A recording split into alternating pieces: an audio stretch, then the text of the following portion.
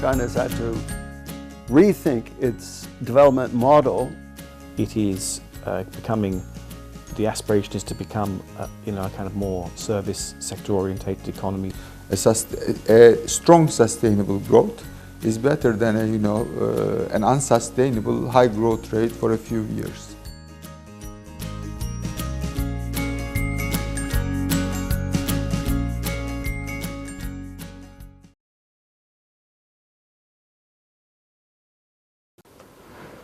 Well, I think that it's going to seek to promote certain kind of industries, particularly high-tech industries and consumer-orientated industries, more general business associated with the domestic market, and the aim will be to raise the efficiency of investments and the productivity of labor. I think in all countries in the development process, first you focus on the quantity, produce more, get more people to the cities, etc.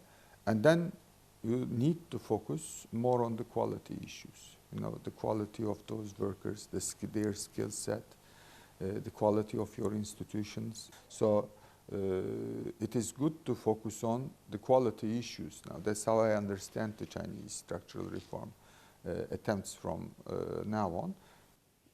So China has been a very special case in today from a theoretical and public policy point of view, because it has achieved growth levels over more than a decade that no other country in the world has been able to do.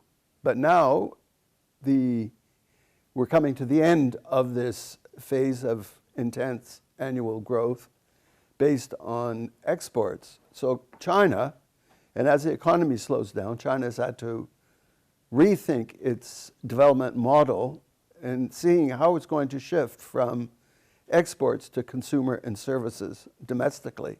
It's a big challenge. The great challenge now is that China has had sort of double-digit growth for the last 30 years, most of the time, usually about 10%. And so coming down to 6.5% or 7% is a big challenge. I think it means that China's in a more complex phase of its development. It is becoming, the aspiration is to become a kind of more service sector orientated economy. So I think really it's trying to create a kind of mixed economy, but with much stronger services and higher consumption. And the way that you measure that is much more complicated. So it's not so easy to just measure it in one figure like GDP. It's really about having a kind of all-round and holistic model. But I don't buy that argument a lot that, it's because of China that we currently have problems in the global economy. It's not because of China, it's because of the others, basically, that we have problems.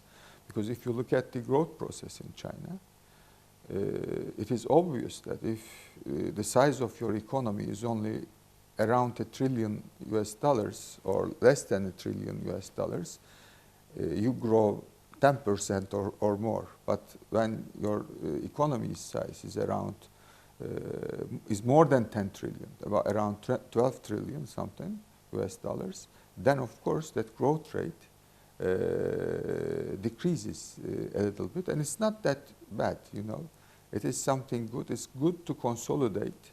It's good for China to consolidate what China has achieved so far, and a little bit growth slowdown in that process is not bad. It all depends on how you are going to manage this process, because slowing down in this case, as you are preparing for this more quality enhanced new period, when you are preparing that, slowing down means consolidating your base and getting ready for the new leap, basically. So it's not something that, of course, it is good for the global economy, for China to grow more strongly, but that should be a sustainable growth, basically. Sustainable in all senses that we are discussing now. It has to be sustainable, so that economically sustainable, so it has to continue like this. and it has to be, environmentally sustainable, and it has to be socially sustainable also at the same time. So I think in all meanings of the term, a strong sustainable growth is better than an unsustainable high growth rate for a few years. That's how I see that. I think these structural reforms are very important because what we know about China is that China has grown very fast for a very long time. What the world does not know is whether this growth will last, whether it will be sustainable, and whether it will be consistent with the needs of the environment. It's very important for the world because China today is the second most important economy after the US.